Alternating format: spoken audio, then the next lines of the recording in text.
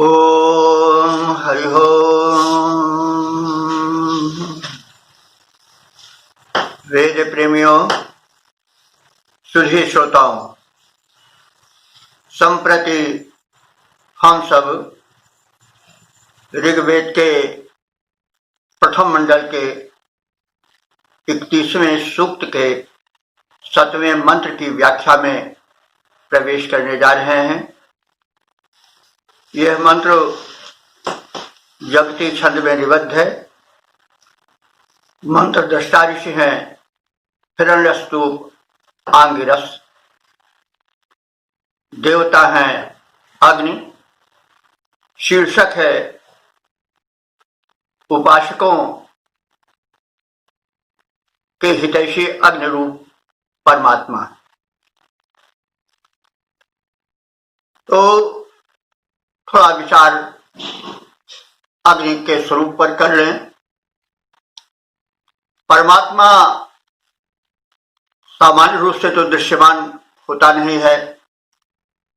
लोगों ने अपने विचार से, अपनी मान्यताओं और श्रद्धा के आधार पर परमात्मा के दर्शन अपने अपने रूप में किए हैं। यह बात सुन पड़ती है, लेकिन प्रत्येक जो विचारक है वो यह अनुभव करता है कि इस संसार या ब्रह्मांड रूपी कृति का कृतिकार अवश्य होगा, क्योंकि जब कृति है तो कृतिकार जरूर है, जब मूर्ति है तो मूर्तिकार है जरूर, कला है तो कलाकार भी है, व्यवस्था है तो व्यवस्थापक भी है।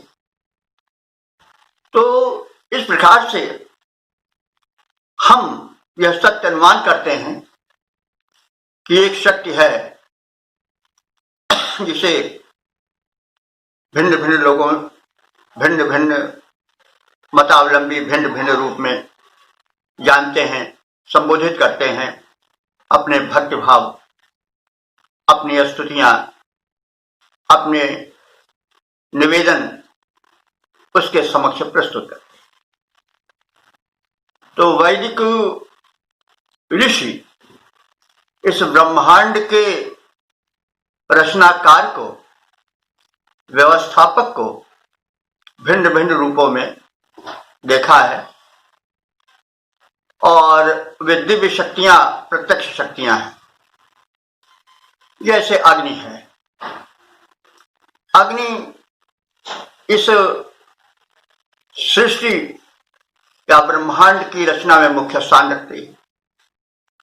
अग्नि का हम एक रूप द्युलोक में सूर्य रूप में दर्शन करते हैं। हम अंतरिक्ष में विद्युत के रूप में उसकी चमक देखते हैं।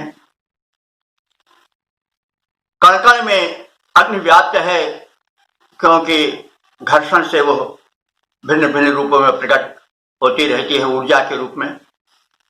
हमारे शरीर में भी वह अग्नि है और उसी से जीवन है। तो कहने के यह तात्पर्य है कि वह परम शक्ति जिसने इस ब्रह्मांड की, इस सृष्टि की रचना की, व्यवस्था की, वह शक्ति अग्नि है, क्योंकि उसका व्यापक तत्व, उसकी शक्तिमत्ता का हम अनुभव नित्य करते हैं। तो अब हम आते हैं मूल मंत्र की ओर। इस मंत्र में उपासक अग्नि में परब्रह्मत्व और रचना कारित्व का अनुभव करता है और परम तत्व का दर्शन उसी में करता है, और तदर्थ अपनी प्रार्थना प्रस्तुत करता है। और यह बता रहा है कि यह अग्नि रूप जो परमात्मा है वो उपासकों का परम हितैषी। सही बात है। तो हम अग्नि की उपासना करें, उसकी सेवा करें, उसके अनुशासन में रहें, तो प्रत्यक्ष रूप से हम सुखी रह सकते हैं। हमारे शरीर में ही कल्पना कर लीजिए, मान लीजिए सत्य है कि जो अग्नि है उसके प्रति यदि हम भक्त भाव नहीं रखेंगे, उदर में आवश्यकता से अधिक खाद्य पदार्थ और विकृत खाद्य पदार्थ डालते रहेंगे, तो हम उसकी कृपा कैसे प्राप्त कर पाएंगे। इसी प्रकार से अग्नि का जहां जो स्वरूप है, घर में वो दीपक रूप में है, कहीं वह रसोई में किसी रूप में है, यान में वह ऊर्जा रूप में है, सर्वत्र व्याप्त है। तो हम उसका जब सदुपयोग करेंगे, उसके प्रति एक आदर की भावना रखेंगे, तभी तो हमारे उसकी उपयोगिता प्राप्त हो सकेगी। तो हम जिससे भक्ति भाव रखते हैं उसका समादर करते हैं, उसके अनुसार अपने को बनाने की चेष्टा करते हैं। ये सूक्ष्म भाव है। तो अग्नि का देवत्व, ईश्वरत्व, सहायकत्व सर्वत्र सुलभ है। हमें चाहिए कि हम उसके अनुकूल चलें, उसके प्रति आस्थावान रहें। यह सूक्ष्म संदेश इस मंत्र में दिया गया है। अब हम जो अग्नि के अनुकूल रहते हैं, उस शक्ति के अनुकूल रहते हैं, उसके उपासक रहते हैं, उन उपासकों का हितैषी वो अग्नि रूप में ही परमात्मा समक्ष आता है। तो अब हम इस भूमिका के पश्चात मंत्र का पाठ करेंगे। ओम त्वं तमग्ने अमृतत्व उत्तमे मर्तं दधासि श्रवसे दिवे दिवे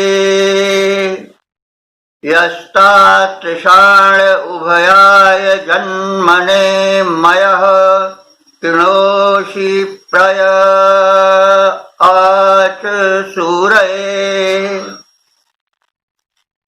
शब्दार्थ जाने। अग्ने, हे अग्नि रूप परमात्मन, तुम तम मर्तम, तम माने उस, मर्तम माने मनुष्य को, दिवे दिवे माने दिनों दिन, प्रतिदिन, श्रवसे उत्तमे अमृतत्वे दधासी। श्रवसे, श्रवस शब्द है, उसका चतुर्थी है श्रवसे। तो श्रव का निरुक्त के अनुसार दो तीन अर्थ हैं जो ज्यादा प्रचलित हैं। श्रवस अन्न को भी कहते हैं, श्रवस कीर्ति को भी कहते हैं, और श्रवस धन को भी कहते हैं। तो ऋषि या भक्त प्रार्थना कर रहा है कि हे तेजस्वी देव अग्नि, तुम उस मनुष्य को दिवे दिवे प्रतिदिन श्रव से, अन्न से अथवा यश से और धन धान्य से पोषित करते हो।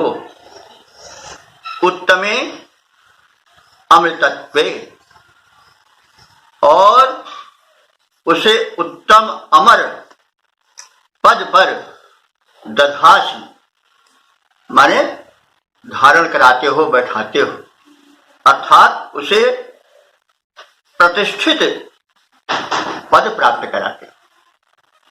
तो तुम जो तुम्हारे उपासक हैं उनके लिए अन्न धन कीर्ति की योजना करते हो, उसे उत्तम अमर अनश्वर पद पर प्रतिष्ठित करते हो, और यह उभयाय जन्मने तातृष्णा, यह माने जो तुम्हारा भक्त या साधक है उसको उभयाय जन्मने, उभय माने दोनों, जन्मने माने जन्म के लिए। तो अब दो जन्म की बात कह दी गई है, तो दो जन्म के विषय में हम जाने तो दो जन्म है। एक तो जो हम जन्म लेते हैं धरती पर, जब हम कर्म क्षेत्र में प्रवेश करते हैं मनुष्य के रूप में, यह भी एक जन्म है। उसके पश्चात हमारी जो मान्यता है वैदिक, वो है कि जीवन यही नहीं समाप्त हो जाता, जीवन का क्रम आगे भी चलता है। तो वह हम स्वर्ग जाते हैं, वह एक लोक विशिष्ट है। यह तो अब सिद्ध हो चुका है कि धरती की तरह जिसको हम अपना यह लोक मानते हैं, इसे समृद्ध बनाने के, संपन्न बनाने की चेष्टा करते हैं, इसी को अपना कर्म क्षेत्र मानकर रातों दिन उन्नति के पथ पर अपने अपने विचार से चलने का प्रयत्न करते रहते हैं। लेकिन इस लोक के अतिरिक्त अन्य तमाम लोक हैं जहां हमें जाना पड़ता है, जाते हैं। इस लोक में हम 40, 50, 80, 100 साल रहकर फिर अपनी आगे की यात्रा करते हैं, किसी दूसरे लोक पे जाते हैं, वहां फिर हमारा कर्म क्षेत्र चलता है। तो ये दोनों लोक, अर्थात यह मर्त्य लोक जहां हम रह रहे हैं, जो हमारा कर्म क्षेत्र है, यह और वह लोक जो इस लोक से परे स्वर्ग आदि अन्य लोक हैं, तो उन दोनों लोकों में अथवा हमारे जीवन में 4 वर्ण बताए गए हैं, 4 मतलब कर्म क्षेत्र बताए गए हैं। तो वे कर्म क्षेत्र प्रारंभ में ब्रह्मचर्य का है, फिर गृहस्थ का है, जो 2 बड़े महत्व कर्म क्षेत्र हैं। हम ब्रह्मचर्य में अपने जीवन को पुष्ट बनाते हैं और गृहस्थ में हम अपने जीवन को कर्म क्षेत्र में उतारते हैं। और इन दोनों जीवनों के सच जाने के बाद जो बाद का आश्रम होता है या जीवन होता है, वो सफल होता है। क्योंकि पहले हमने ब्रह्मचर्य, पहले जीवन में यदि अपने को हर तरह से सक्षम बना लिया, विद्या से, बुद्धि से, स्वास्थ्य से, तो दूसरा जो कर्म क्षेत्र है गृहस्थ, उसमें हम आलस से मैं न रह करके श्रम किए, उद्यम किए, अपने को संपन्न बनाए, स्वस्थ बनाए, तो आगे वाला जो आश्रम या जो जीवन चक्र है वृद्धावस्था अथवा संन्यासाश्रम का, वो भी सफल होता है। तो इसलिए यह जो ब्रह्मचर्य जीवन है और यह जो गृहस्थ जीवन है, ये हमारे 2 कर्म क्षेत्र हैं। तो इन 2 कर्म क्षेत्रों में जन्म ने, हम जन्म लेने की इच्छा वाले, और तातृष्णा माने उसको सफल बनाने की तृष्णा वाले, अभिलाषा वाले। तो इस प्रकार से जो हमारे 2 प्रकार के जीवन हैं, जैसा हमने अभी बताया है, इन पर हम सफल हों, इसकी तृष्णा माने परम अभिलाषा रखने वाले हैं।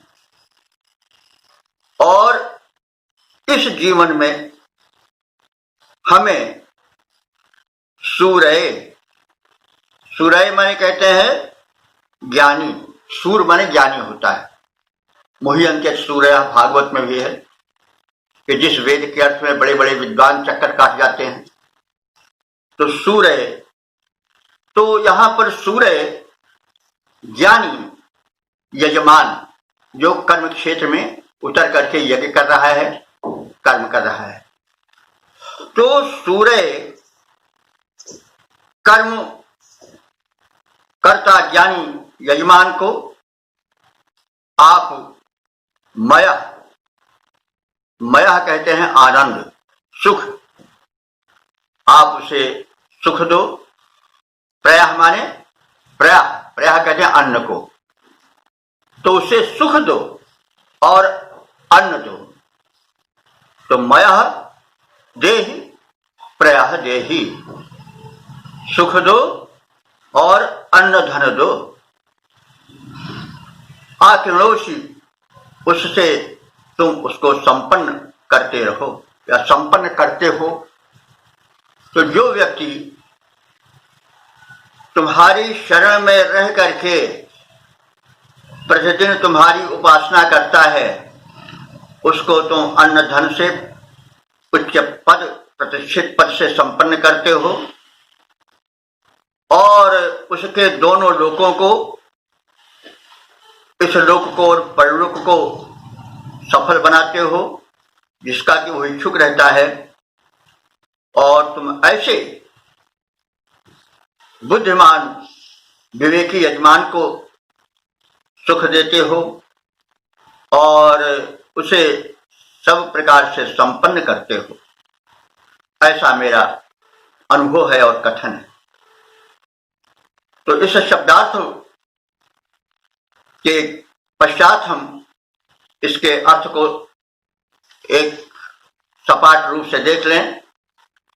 हे अग्निदेव, हे तेजस्वी परमात्मन, तुम उत्तम उपासक को प्रतिदिन यशस्वी अन्न धन से युक्त बनाते रहते हो, उत्तम अमर पद पर प्रतिष्ठित करते रहते हो। जो बुद्धिमान साधक ब्रह्मचर्य और गृहस्थ अथवा मर्त्यलोक और स्वर्गलोक दोनों में सफल जीवन के कांक्षी हैं और श्रम पूर्वक वहां सुखी जीवन बिताने की चेष्टा करने वाले हैं, उन ज्ञानियों के कल्याणार्थ तुम सभी प्रकार से सुख, अन्न धन वैभव से उन्हें संपन्न करते हो। ऐसा मेरा विचार है, ऐसा मेरा विश्वास है। तो इन भावों को भावात्मक रूप से व्यक्त करने वाला जो पद्य रूपांतरण है, उस पर भी हम दृष्टि डाल रहे हैं। हे परमात्मन, उत्तम साधक का हित तुम करते जाते, प्रतिदिन प्रतिदिन यश अमरत्व दान कर उत्तम पद पर बैठाते। ब्रह्मचर्य के और गृहस्थ के जीवन के जो उत्साही नियमों का जो पालन करते, सबसे इन दोनों का ही उन्हें बनाते उन्नत, उन पर अन्न और सुख बरसाते, उन्हें बनाते उन्नत, उन पर अन्न और सुख बरसाते। हे परमात्मन, उत्तम साधक का हित तुम करते जाते, प्रतिदिन यश अमरत्व दान कर उत्तम पद पर बैठाते। इस प्रकार से कर्मठ जीवन में जो व्यक्ति सांसें लेता है, परमात्मा उसकी सही सहायता करता जाता है। यह संक्षिप्त में इसका सारांश माना जा सकता है। ओम हरि ओम। वेद प्रेमियों, सुधी श्रोताओं, अब हम सब ऋग्वेद के प्रथम मंडल के 21वें सूक्त के 8वें मंत्र की व्याख्या में प्रवेश करने जा रहे हैं। यह मंत्र त्रिष्टुप छंद में निबद्ध है। यहाँ पर छंद बदल गया है। त्रिष्टुप जो है वह 44 वर्णों वाला छंद होता है। इस मंत्र के दृष्टा ऋषि हैं हिरण्यस्तु, आंगिरस, देवता है अग्नि और शीर्षक है अग्नि रूप तेजस्वी परमात्मा हमें कर्मठ बनाकर धन और यश प्रदान करें।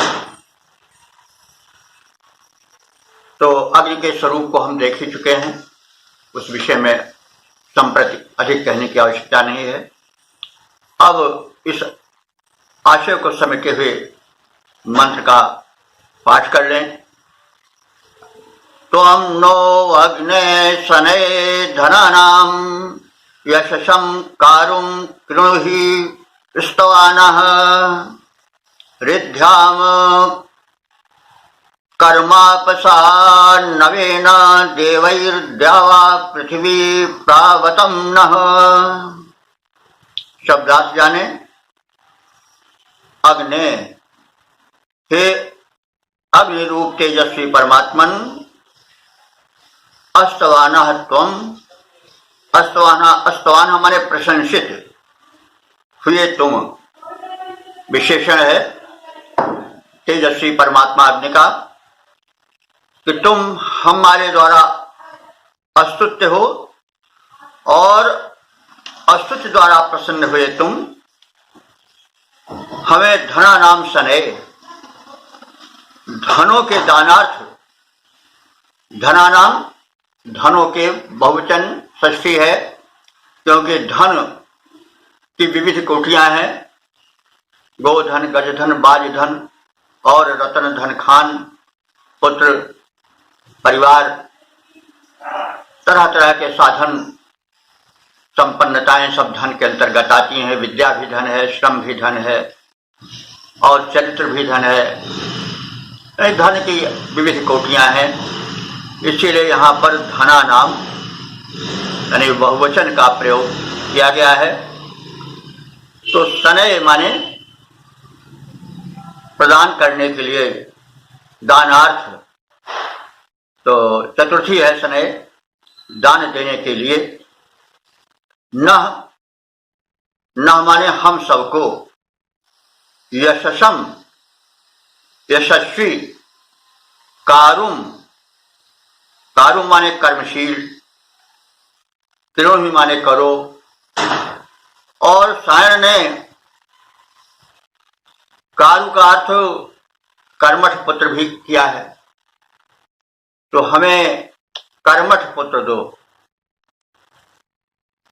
कृणुहि माने करो, यानी कर्मठ पुत्रवान करो अथवा हमको कर्मठ करो, दोनों अर्थ लिया जा सकता है। नवेन अपसा, इस नवीन उपलब्धि द्वारा जो तुम हमें उत्तम कर्मठ जीवन का वरदान देते हो अथवा कर्मशील कर्मठ पुत्र प्रदान करते हो, इस अनुदान द्वारा हम कर्म रिद्ध्याम, वयम कर्म रिद्ध्याम, हम सब कर्म रिद्ध्याम माने पूरित करें, कर्म में वृद्धि करें, रिद्ध्याम वृद्धि करें। तो कर्म क्या है? कर्म यज्ञ कर्म है, जो अपने आश्रम के अनुसार बताए गए हैं, वे सब कर्म हैं। जैसे प्रथम आश्रम में ब्रह्मचर्य में विद्यार्जन, दूसरे में गृहस्थ आश्रम में धर्म पूर्वक धनार्जन, फिर अन्य दो आश्रमों में जो है वो साधना और आध्यात्मिक जीवन आदि, ये सब क्रियाएं हमारे आर्ष ग्रंथों में बताई गई हैं। कहा भी गया है कि प्रथमे नाजिता विद्या, द्वितीय नाजितम धर्म, तृतीय नाजितम धर्म, चतुर्थे किम करिष्यति। तो इस प्रकार से प्रथमे नाजिता विद्या, पहले आश्रम में ब्रह्मचर्य में प्रारंभिक जीवन में विद्या नहीं प्राप्त की गई। द्वितीय नाजितम धर्म, जब हम गृहस्थाश्रम में प्रवेश किए तो उद्यम द्वारा धन नहीं प्राप्त किए। और तृतीय नाजितम धर्म, और चौथे में अगर धर्म नहीं माने सत्कार्य नहीं कर सके तो फिर चतुर्थे जब अंतिम अवस्था जाएगी तो किम करिष्य, क्या करोगे। रघुवंश में भी कहा है कि जो रघुवंशी राजा थे वे प्रथम जीवन के चरण में विद्या प्राप्त करते थे और उसके बाद दूसरे में धनार्जन के विषय उपभोग भी समुचित ढंग से करते थे और योगांते तनुत्तजाम और अंत में योग द्वारा शरीर छोड़ देते थे। तो यह हमारे यहाँ कर्म के क्षेत्र बताए गए हैं, तो उसी का संकेत यहाँ किया गया है कि हम नवीन अपसा, जो नवीन उपलब्धियां आपकी कृपा से हुई हैं, वो उपलब्धियां जैसे पहले बताया गया है कि कर्मठ जीवन अथवा कर्मशील पुत्र की जो उपलब्धि हुई है उसके द्वारा हम कर्म रिद्धाम, जो सत्कर्म है, हमारे निर्धारित कर्तव्य क्षेत्र है, उसमें हम कुशलता प्राप्त करें। रिद्धाम माने वृद्धि प्राप्त करें, विकास प्राप्त करें और इस प्रकार से एक नवीन सुखी संपन्न समृद्ध संपूर्ण जीवन की उपलब्धि करें। और इस कार्य में द्यावा पृथ्वी देवै न प्रावतम, इस हमारे कार्य के दौरान द्यावा और पृथ्वी, द्यावा आप सब जानते हैं जो आकाश है, द्यावा है पृथ्वी जिस पर हम टिके हैं, भूमंडल, ये दोनों देव हैं। क्योंकि आकाश हमें अपने में भरे हुए सूक्ष्म शक्ति कणों को प्रदान करता है वर्षा द्वारा, और पृथ्वी हमें धारण करती है माता की तरह। माता भूमि पुत्रो हम पृथिव्या, माता की तरह हमें अपने कोख में धारण करती है, पालन पोषण करती है, हमें अन्न फल फूल और अनंत सुखों को, रत्नों को प्रदान करती है। तो हमारे इस जीवन चक्र में जो द्यावा पृथ्वी है, अंतरिक्ष और भूमंडल हैं, ये दोनों देवई, देवों के साथ, यानी अन्य जो दिव्य शक्तियां हैं, पवन है, सूर्य है, अग्नि है, रुद्र आदि तमाम जो शक्तियां बताई गई हैं, दिव्य शक्तियां, तो हमें दिव्य शक्तियों के सहित द्यावा पृथ्वी संपन्न करें और प्रावतम माने संरक्षण प्रदान करें। हे देव और पृथ्वी लोग, सब देवों के साथ हमारी सुचारू रूप से रक्षा करो। अंत में यह प्रार्थना की गई है।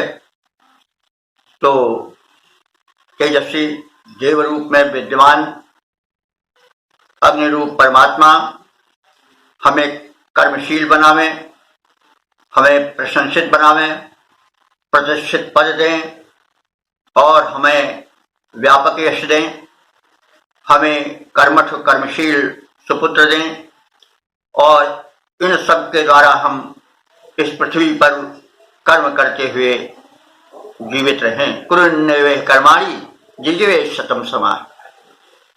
यजुर्वेद का कथन है कि हम इस भूमंडल पर कर्म करते हुए 100 साल तक जिए, शुभ कर्म करते हुए। तो उसी की झलक यहाँ भी है कि हम जो हैं यजमान, आपके उपासक, वे आपके द्वारा प्रदत्त उपलब्धियों को कर्म, यानी जो यज्ञ कर्म है, जो भिन्न भिन्न लोकोपकारी संबंधी कर्म है और जो विभिन्न शुभ कर्म है, उनके द्वारा रिद्धाम माने अपनी वृद्धि करें, अपना विकास करें और इस सृष्टि चक्र में कर्तव्य पूर्ण करके उसका भी विकास करें।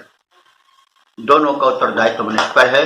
मनुष्य आत्म कल्याण करे और समाज कल्याण भी करे, क्योंकि हम नहीं रहेंगे तो समाज चलेगा, लेकिन अगर समाज नहीं रहेगा तो हम नहीं चल सकते हैं, हम नहीं रह सकते। इसलिए सदैव वैदिक ऋषि आत्म कल्याण के साथ साथ समाज कल्याण का भी संकेत करता चलता है।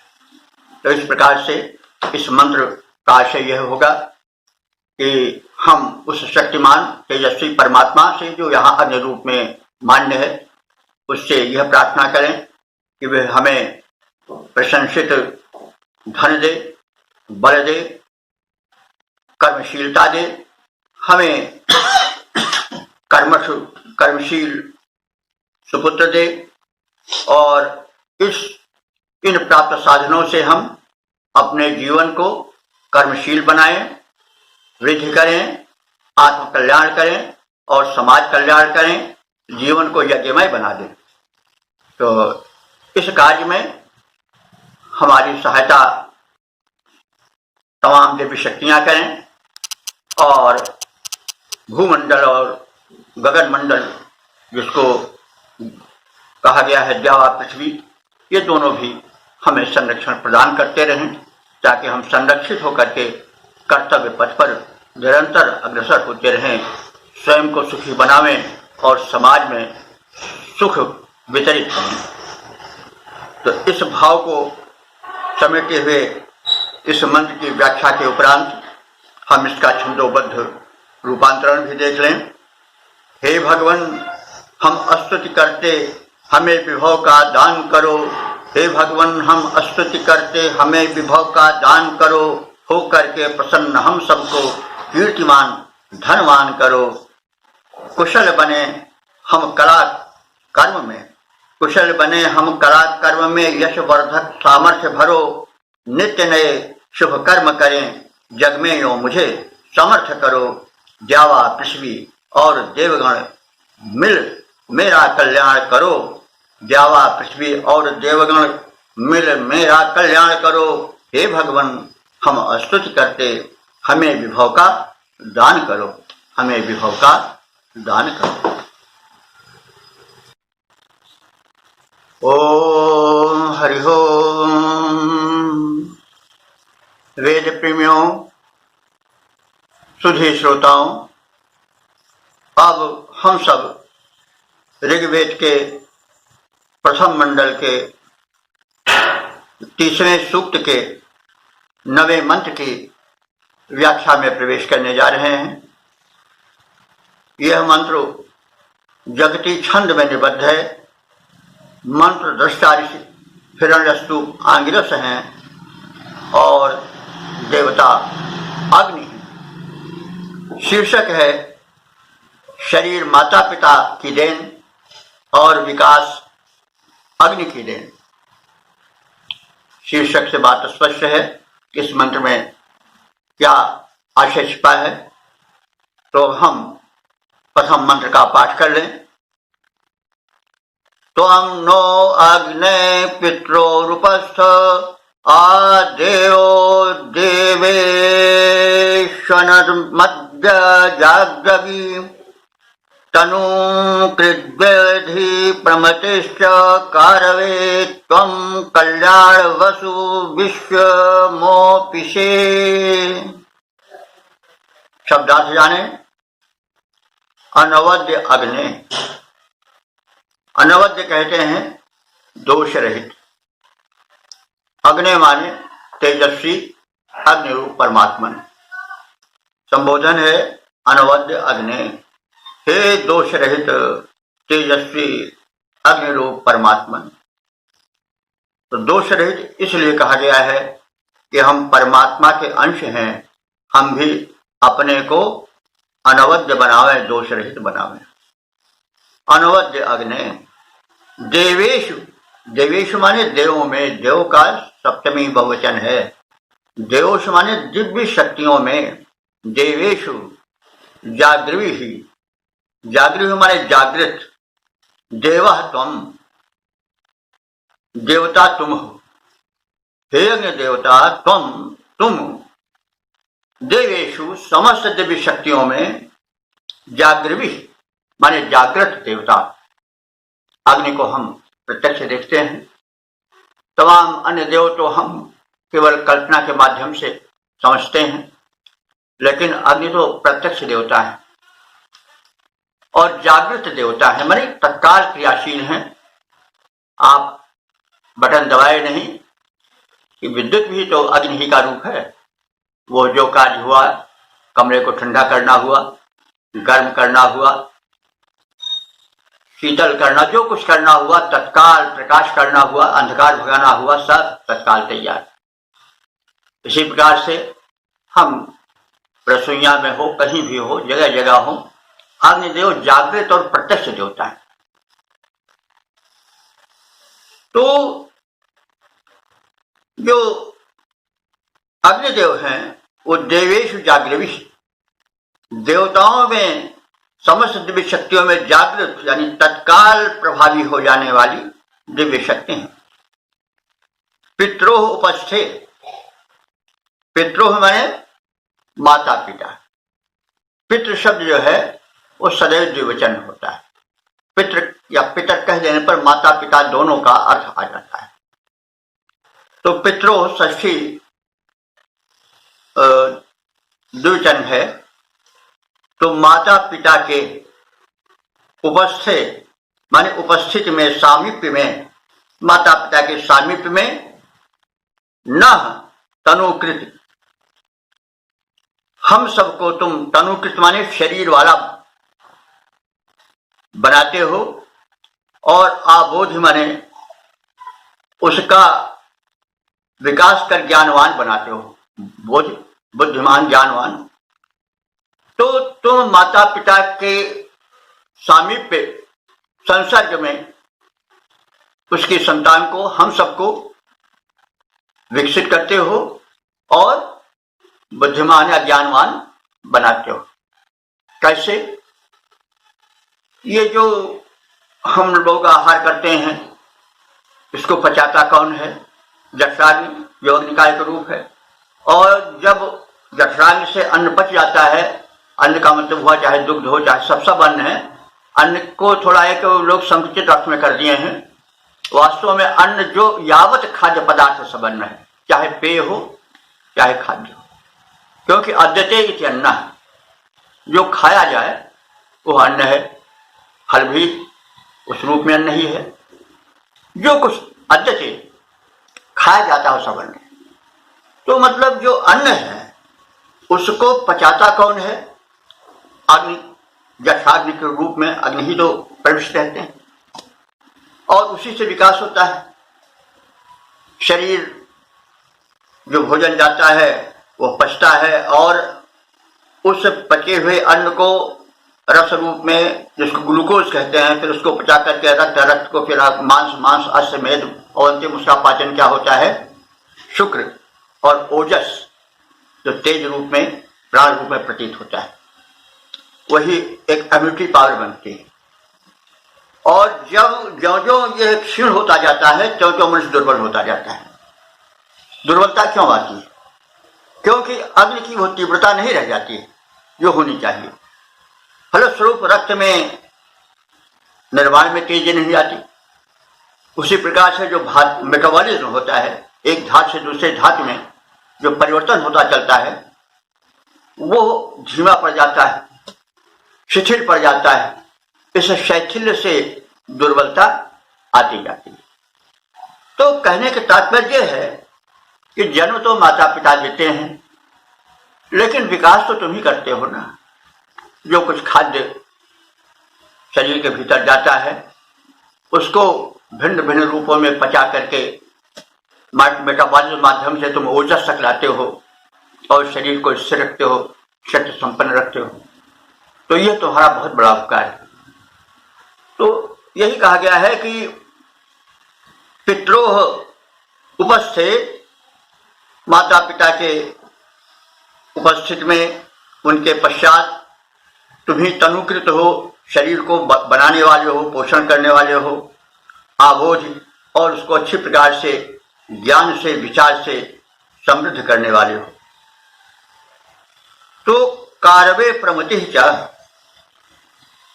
इसलिए कारवे कहते हैं, अस्तुतिकर्ता को भी कारु कहा जाता है, कारु से अंत में कारवे बन जाता है चतुर्थी विभक्ति में, और कारवे कहते हैं कर्मशील को भी। तो अस्तुतिकर्ता को और कर्मशील को प्रमति, प्रमति कहते हैं विशेष बुद्धिमति में प्रअवसर लग गया है, तो प्रमति माने विशिष्ट बुद्धि तुम प्रदान करते हो। बुद्धि विचार शक्ति भी तो अग्नि की देन है, क्योंकि जब ऊर्जा रहेगी, ऊर्जा संपूर्ण ऊर्जा अग्नि की देन है, और अग्नि ही से शक्ति आती है, अग्नि ही से बुद्धि में भी शक्ति आती है। तो प्रमति ही माने विशिष्ट जो बुद्धि होती है वो भी तुम्हारी ही देन है। तो इस प्रकार से हे अग्निदेव, तुम विश्वम वसु, विश्व माने होता है संसार भी, विश्व माने संपूर्ण भी होता है। तो यहां पर वसु शब्द जो है, वसु माने होता है धन, तो वसु का विशेषण है विश्व। तो विश्वम वसु, हमें संपूर्ण धन ऐश्वर्य प्रदान करो।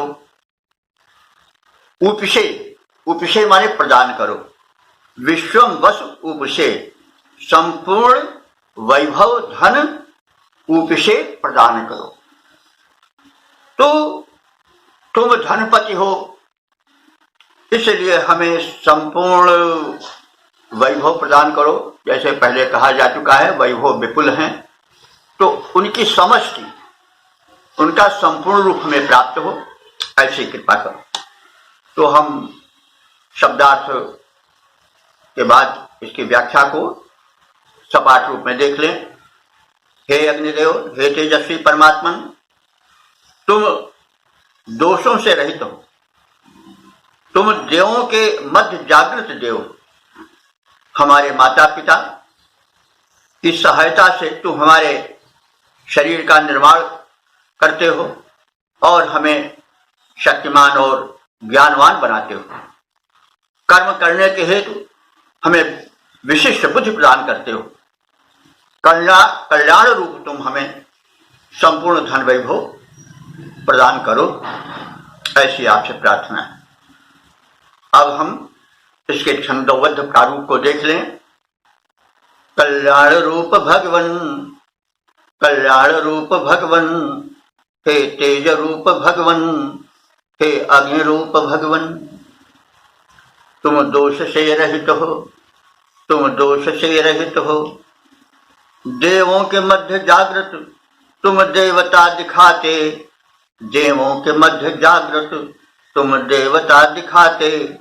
तुम हो महान जग में, तुम हो महान जग में, तुमसे बड़ा न कोई, तुमसे बड़ा न कोई। माता पिता सहायक पर तन तुम्ही बनाते, माता पिता सहायक पर तन तुम्ही बनाते। संपन्न कर सके हम निर्दिष्ट कार्य अपना, संपन्न कर सके हम निर्दिष्ट कार्य अपना। इस हेतु ज्ञान दो वह, इस हेतु ज्ञान दो वह, तुम चेतना जगाते, तुम चेतना जगाते। वैभव हमें सकल दो, वैभव हमें सकल दो। तन मन विमल बना दो, तन मन विमल बना दो। तुम हो महान दाता, तुम हो महान दाता। अस्तुति तुम्हें सुनाते, अस्तुति तुम्हें सुनाते।